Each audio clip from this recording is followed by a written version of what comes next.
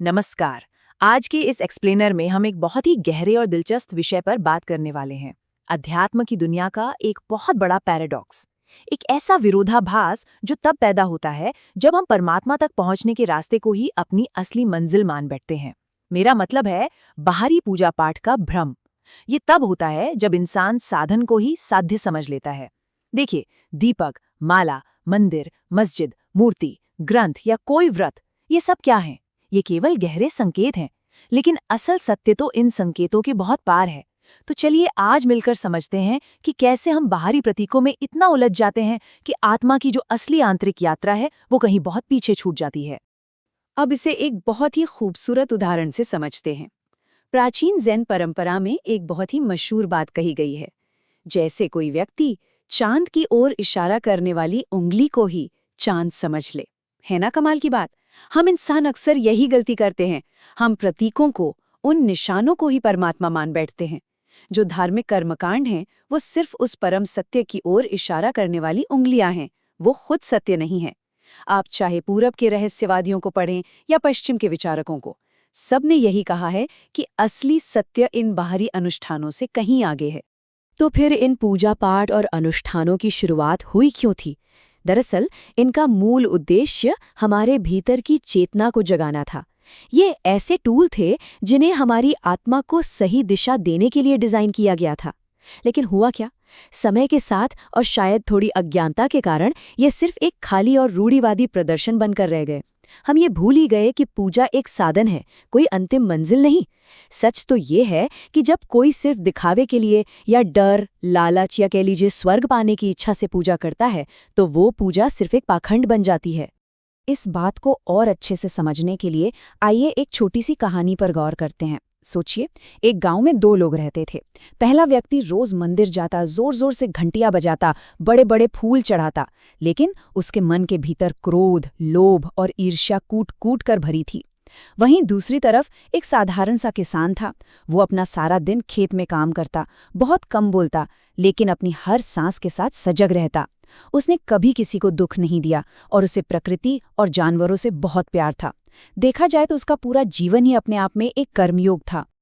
अब कहानी में एक मोड़ आता है। एक बार उस गांव में भयंकर सूखा पड़ा, तो वो जो रोज मंदिर जाने वाला व्यक्ति था ना, वो बहुत क्रोधित हो गया।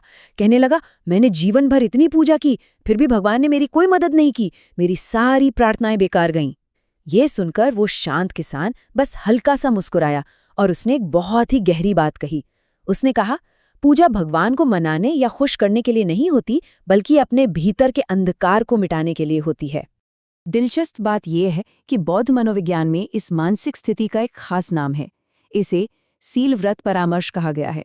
इसका सीधा सा मतलब है नैतिक नियमों और धार्मिक अनुष्ठानों को ही अपना अंतिम लक्ष्य मान लेना और उनसे चिपक जाना। जब हम इन्हें अपने आध्यात्मिक विकास का एक टूल मानने के बजाय बस एक आदत बना लेते हैं, तो ये एक तरह की मनोवैज्ञानिक बेड़ी बन जाती है। और सिर्फ बिना सोचे समझे किए जाने वाले कर्मकांडों पर टिके रहने से इंसान आत्मज्ञान की तरफ नहीं, बल्कि एक आध्यात्मिक शून्यता की तरफ बढ़ता है। उसी गांव की कहानी में एक वृद्ध संत भी थे, जिन्होंने एक बहुत ही सटीक चेतावनी दी थी। उनका कहना था, मंदिर का दीपक यदि आपके भीतर का अंधकार न मिटाए तो वो केवल आग है। माला यदि आपके मन को शांत न करे तो वो केवल एक धागा है। और मंत्र यदि आपकी सोई हुई चेतना को न जगाए तो वो केवल कुछ शब्द हैं। कहने का मतलब ये है कि हमारे बाहरी कर्मकांड अगर अपनी मूल आध्यात्मिकता से कट जाएं, तो वो पूरी तरह से खोखले और व्यर्थ हो जाते हैं। अब यहाँ एक बहुत ही कमाल की बात सामने आती है। क्या आपने कभी सोचा है कि बाहरी पूजा का हर एक भौतिक प्रतीक असल में हमारी आंतरिक मनोवैज्ञानिक स्थिति का एक नक्शा है? जरा ध्यान से देखिए। दीपक का वास्तविक अर्थ है हमारे भीतर की जागरूकता। फूल का मतलब है हृदय की कोमलता। जल हमारे मन की शुद्धता को दर्शाता है। और घंटी हमारी सोई हुई चेतना को जगाने का काम करती है। इसी तरह मंदिर स्वयं हमारा शरीर है, मूर्ति हमारे ध्यान का केंद्र है, और प्रसाद का असली अर्थ है बांटना और प्रेम करना। तो बात साफ है, समस्या पूजा में नहीं है, समस्या हमारी अचेतना में है। तो फिर इन सब बातों के बाद हमारे सामने सबसे बड़ा सवाल यही आकर खड़ा होता है कि आखिर सच्ची पूजा है क्या? जरा सोचिए, क्या होगा जब मानवता अपना सारा ध्यान उन दिखावटी प्रदर्शनों से हटा लेगी जो सिर्फ डर या लालच पर टिके हैं? जब हम बाहरी कर्मकांडों की दुनिया से बाहर निकलकर एक वास्तविक जीवंत धर्म की तरफ मुड़ेंगे तो वो असल में कैसा दिखेगा? आध्यात्मिक गुरुओं का मानना है कि सच्चा धर्म कोई नाटकीय प्रदर्शन नहीं है, बल्कि ये तो एक आंतरिक यज्ञ है। सच्चे धर्म के असली स्तंभ कुछ और ही हैं, जैसे क्रोध के समय शांत रहना, दुखियों को सहारा देना, प्रकृति को नष्ट न करना और उससे प्रेम करना, हमेशा सत्य बोलना और अपनी हर श्वास में सजग रहना। धर्म की सही परिभाषा लोगों को खुशी देना और बिना किसी प्रचार के परोपकार करना है। यही रोजमर्रा की करुणा, हमारी रोजमर्रा की दयालुता ही हमारी असली पूजा है। इसी पाखंड पर चोट करते हुए भारत के महान रहस्यवादी कवि संत कबीरदास जी ने बहुत ही गहरी बात कही थी। उनका एक बहुत ही मशहूर दोहा है, माला फेरत जुग भया, फिरा न मन का फेर, कर का मन का डार दे, मन का फेर। इसका सीधा सा अर्थ है कि हाथों में माला फेरते हुए तो युग बीत गए, लेकिन हमारे मन का भटकाव और अंधकार अब तक नहीं गया। इसलिए हाथ की माला को छोड़कर अपने मन को बदलना और अपनी आत्मा को जगाना कहीं ज्यादा जरूरी है।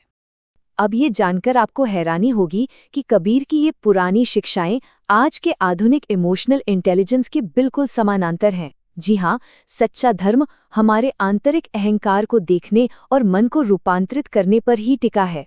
अपनी खुद की कमियों को सुधारने के लिए अपने भीतर झांकना, अपने ईगो को कंट्रोल करना और दूसरों के दर्द को समझना, यही आंतरिक विकास का सबसे असली रूप है। बाहरी दुनिया में दूसरों की बुराई खोजने के बजाय खुद के भीतर झांकना ही वास्तविक साधना है।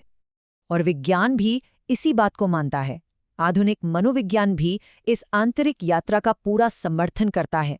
हार्वर्ड के कई शोध ये बताते हैं कि हमारे अनुष्ठान तब सच में काम करते हैं जब वे ट्रांजिशन रिचुअल्स यानी बदलाव के साधन बन जाते हैं। उदाहरण के लिए, काम के बाद एक सचेत ठहराव लेना या फिर ध्यान में बैठने से पहले एक दीपक जलाना। ये कोई अंधविश्वास नहीं है, ये तो वो साइंटिफिक टूल्स हैं जो हमारे नर्वस सिस्टम को दिन भर की भाग-दौड़ से निकालकर एक गहरी शांति की ओर ले जाते हैं। अनुष्ठानों का असली काम तो हमारी भावनाओं को संतुलित करना है। इसी संदर्भ में हिंदू परंपरा में 3 प्रकार के मंदिरों का जिक्र आता है। एक तरफ है पुरा मंदिर या हमारा सामुदायिक मंदिर। ये समाज और भाईचारे के लिए है, जहां लोग एक साथ इकट्ठा होते हैं। लेकिन याद रखिए, ये सिर्फ एक शुरुआत है। हमारी अंतिम मंजिल है आत्मा मंदिर। ये हमारे शरीर के भीतर का वो सुरक्षित अभयारण्य है जहां इंसान ध्यान के जरिए सच्ची शांति की खोज करता है।